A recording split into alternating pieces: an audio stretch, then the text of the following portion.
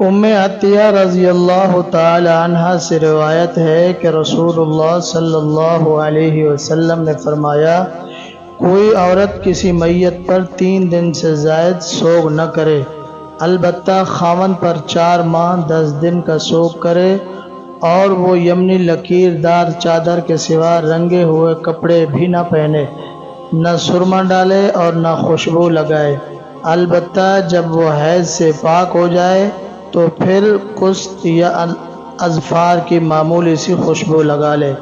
مشکات المصابیح حدیث نمبر 3331۔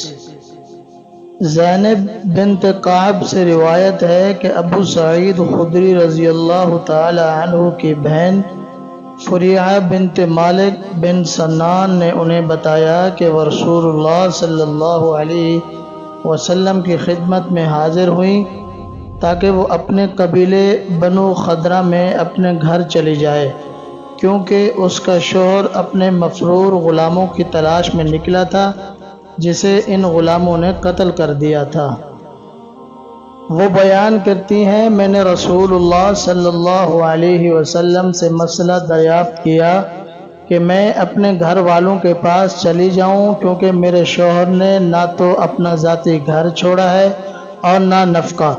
وہ بیان کرتی ہیں، رسول اللہ صلی اللہ علیہ وسلم نے فرمایا، ہاں میں واپس مڑی، حتیٰ کہ جب حجرے میں تھی یا مسجد میں تھی تو آپ صلی اللہ علیہ وسلم نے مجھے بلایا اور فرمایا، اپنے گھر میں رہو حتیٰ کہ عدت پوری ہو جائے۔ وہ بیان کرتی ہیں، میں نے وہاں 4 ماہ 10 دن گزارے۔ مشکات المصابیح حدیث نمبر 3332۔ سلمہ رضی اللہ تعالی عنہ بیان کرتی ہیں، جب ابو سلمہ رضی اللہ تعالی عنہ فوت ہوئے تو رسول اللہ صلی اللہ علیہ وسلم میرے پاس تشریف لائے تو میں نے الوے کا عرق لگایا ہوا تھا۔ آپ صلی اللہ علیہ وسلم نے فرمایا، سلمہ یہ کیا ہے؟ میں نے عرض کیا، یہ تو الوے کا عرق ہے، اس میں کوئی خوشبو نہیں۔ آپ صلی اللہ علیہ وسلم نے فرمایا، یہ چہرے کو چمکا دیتا ہے، اسے رات کے وقت لگایا کرو اور دن کے وقت صاف کر دیا کرو۔ خوشبو لگا کر کنگھی بھی نہ کرو اور نہ مہندی لگا کر کنگھی کرو، کیونکہ وہ غضاب ہے۔ میں نے عرض کیا، اللہ کے رسول، میں کس چیز کے ساتھ کنگھی کروں؟ آپ صلی اللہ علیہ وسلم نے فرمایا، بیری کے پتوں کے ساتھ تم اپنے سر پر ان کی لیپ کر لیا کرو۔ مشکات المصابیح حدیث نمبر 3333۔ سلمہ رضی اللہ تعالی عنہ نبی کریم صلی اللہ علیہ وسلم سے روایت کرتی ہیں، آپ صلی اللہ علیہ وسلم نے فرمایا، جس عورت کا خاوند فوت ہو جائے تو وہ نہ تو زرد رنگ کے کپڑے پہنے اور نہ سرخ رنگ کے، اور نہ وہ زیور پہنے اور غضاب لگائے اور نہ ہی سرما لگائے۔ مشکات المصابیح حدیث نمبر 3334۔ سلمان بن یسار سے روایت ہے کہ احوس نے شام میں اس وقت وفات پائی جب اس کی بیوی کو طلاق کے بعد 3را حیض شروع ہو چکا تھا، وہ اسے طلاق دے چکا تھا۔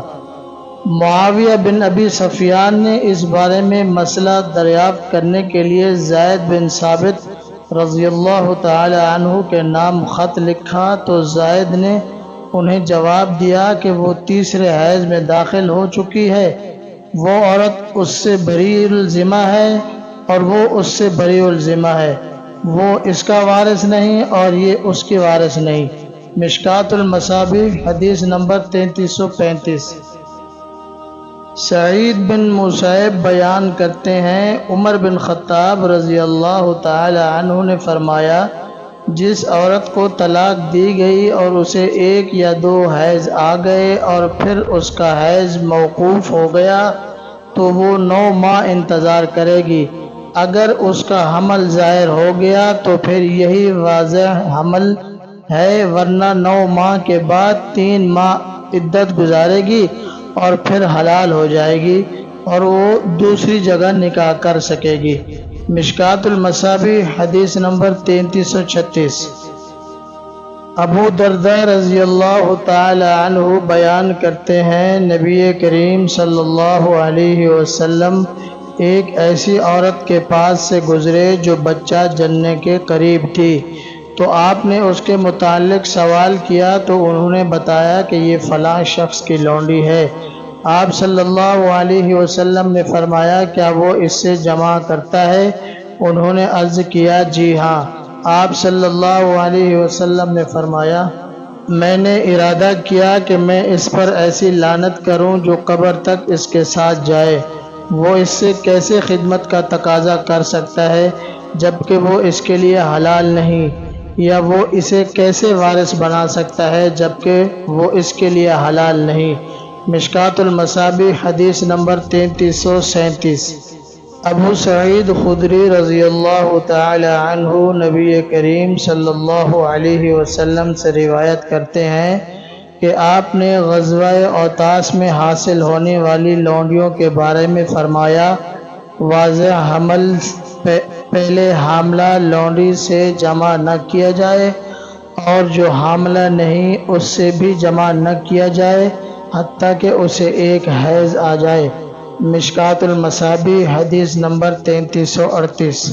رویف بن ثابت انصاری رضی اللہ تعالی عنہ بیان کرتے ہیں، رسول اللہ صلی اللہ علیہ وسلم نے حنین کے روز فرمایا، جو شخص اللہ اور یوم آخرت پر ایمان رکھتا ہو اس کے لیے حلال نہیں کہ وہ اپنا پانی کسی اور کی کھیتی کو دے، یعنی حاملہ سے جمع کرے۔